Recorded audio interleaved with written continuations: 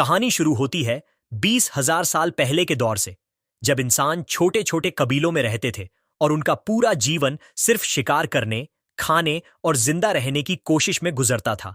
उस जमाने में प्रकृति बहुत बेरहम थी। जरा सी गलती मौत का सबब बन जाती थी।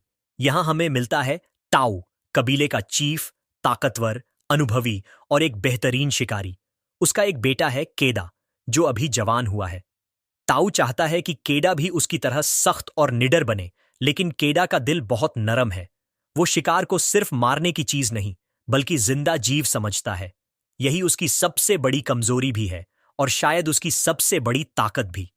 ताऊ अपने बेटे को लेकर पहली बार उसे बड़े शिकार पर ले जाता है। पूरा कबीला तैयार होता है। उनका टारगेट है बाइसन का एक विशाल झुंड।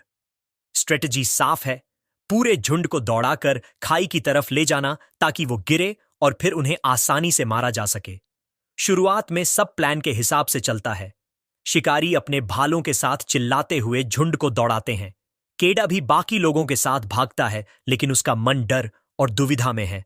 तभी अफरा तफरी में एक बाइसन पलटकर हमला करता है और केडा को सींग मारकर खाई की तरफ फेंक देता है। ताऊ अपने बेटे को बचाने की कोशिश करता है। वो उसका हाथ पकड़ लेता है, लेकिन केडा की पकड़ कमजोर पड़ जाती है। ताऊ चीखता है, लेकिन केडा गहराई में गिर जाता है। कबीले वाले नीचे झांकते हैं, मगर उन्हें सिर्फ अंधेरा दिखाई देता है। ताऊ का दिल टूट जाता है। वो अपने बेटे को मृत मानकर पत्थरों से उसके नाम का निशान लगाता है और भारी मन से शिकार खत्म करके वापस लौट जाता है। लेकिन कहानी यहीं से असली मोड़ लेती है। केडा मरा नहीं है। वो नीचे पत्थरों पर गिरकर बुरी तरह घायल हो गया है, लेकिन उसकी सांसें चल रही हैं। टूटे फूटे शरीर के साथ वो दर्द सहते हुए धीरे धीरे ऊपर चढ़ता है। हर कदम उसके लिए मौत से लड़ाई जैसा है। कई दिनों तक वो अकेला पड़ा रहता है, बारिश और ठंड झेलता है, लेकिन हार नहीं मानता। आखिरकार वो खाई से बाहर निकल आता है। अब उसके सामने सबसे बड़ा चैलेंज है, अपने कबीले तक वापसी करना। केडा भूखा प्यासा, घायल और अकेला अपनी यात्रा शुरू करता है। दिन गुजरते हैं, लेकिन सफर आसान नहीं है। रास्ते में उसे कई खतरनाक हालात का सामना करना पड़ता है। एक रात उस पर भेड़ियों का झुंड हमला कर देता है। केडा किसी तरह एक पत्थर की आड़ में छिपकर अपनी जान बचाता है। भेड़िए तो भाग जाते हैं, लेकिन उनमें से एक भेड़िया घायल होकर वहीं रह जाता है।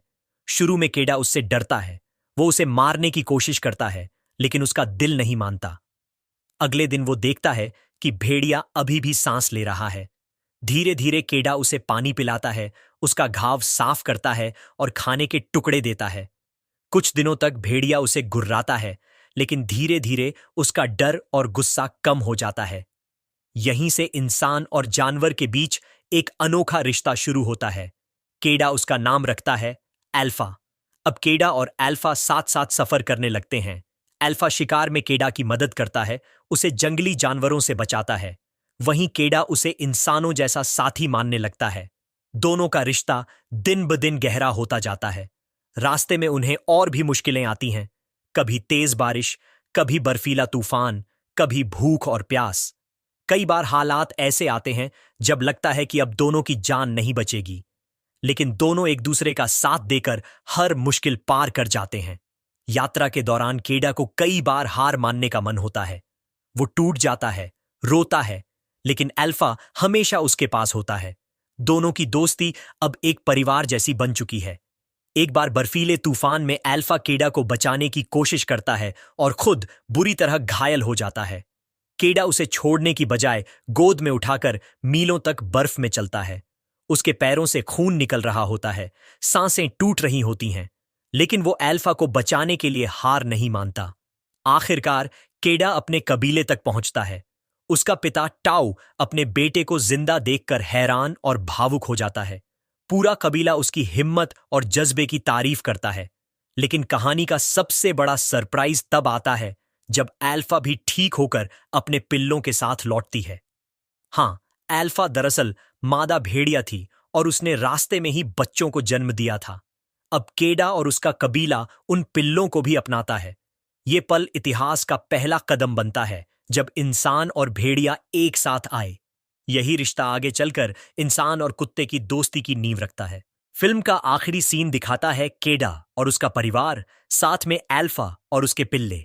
आसमान साफ है, सूरज चमक रहा है और चारों तरफ नई उम्मीद की किरणें हैं। फिल्म हमें यह मैसेज देकर खत्म होती है कि इंसान की असली ताकत सिर्फ उसके हथियार या शिकार करने की क्षमता नहीं, बल्कि उसका भरोसा, उसकी दया और उसकी दोस्ती है। दोस्तों, अगर ये एक्सप्लेनेशन आपको अच्छी लगी है तो इस वीडियो को लाइक करके हमारे चैनल को सब्सक्राइब कर लीजिए। आप हमारी बाकी के वीडियोस चेक कर सकते हैं।